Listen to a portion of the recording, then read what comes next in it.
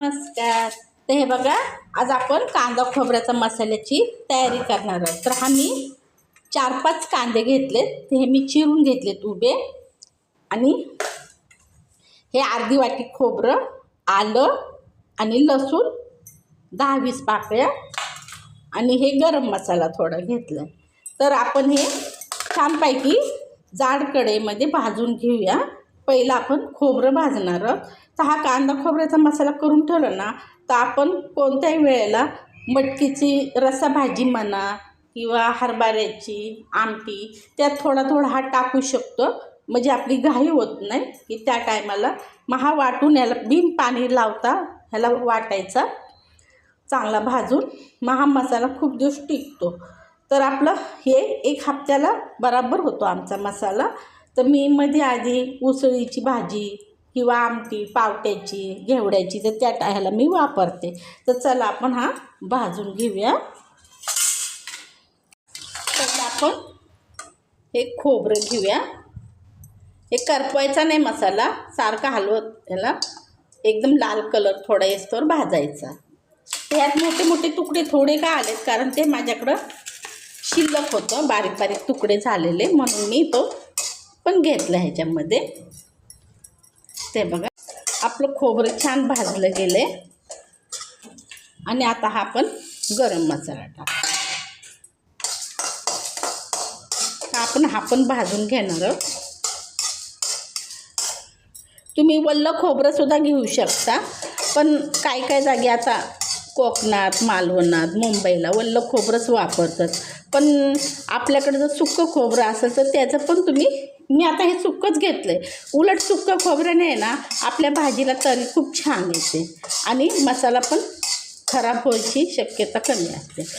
मसाला पण छान राहतो. हे बघा आपला गरम मसाला पण भाजून झाला आहे. कांदा टाकू. तर कांद्याला आहे ना तेल टाकायचं थोडं. आता हे कांदासुद्धा आपण छान परतून घेऊया.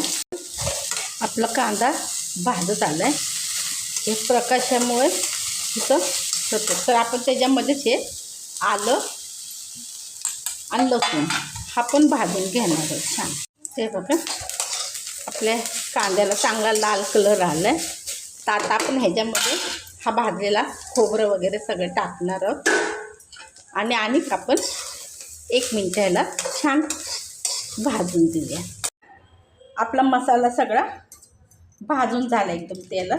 ह्याला तेल पण सुटलं आहे खूप छान, कारण सुक्कं खोबरं असल्यामुळे त्याला तेल जास्त सुटतं मसाल्याला. आणि मी कांद्याला थोडंच तेल टाकलं होतं.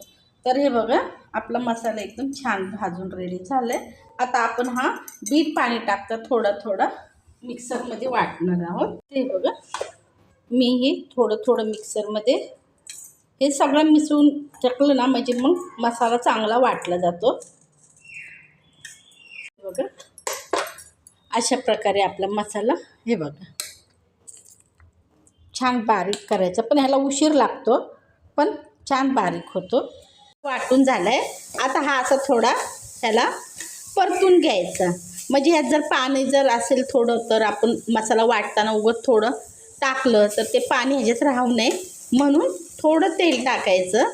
आणि हे असं छानपैकी ह्याला मस्त सुक्का कोरडा करून घ्यायचा. आपला मसाला एकदम रेडी. आता आपण हा पॅक बंद करून फ्रीजरमध्ये झाकून जसा लागेल तसा आपण पातळ आमटी किंवा पावट्याची आमटी घेवड्याची आमटी बटाट्याचा रस्सा करायचा असला तर आपण ह्याच्यातला 2 चमचे घ्यायचा. आणि एक साईडला आपण कांदा आणि कोथिंबीर ही बारीक वाटून जर टाकली तर आपली भाजी एकदम छान होते. तर मी बघा त्यातलाच मसाला आता मी ही पावट्याची आमटी करणार आहे. हे बघा तर ही मी पावट्याची आमटी करणार आहे. तर त्यासाठी मी त्यातला मसाला हा थोडा ठेवलेला आहे.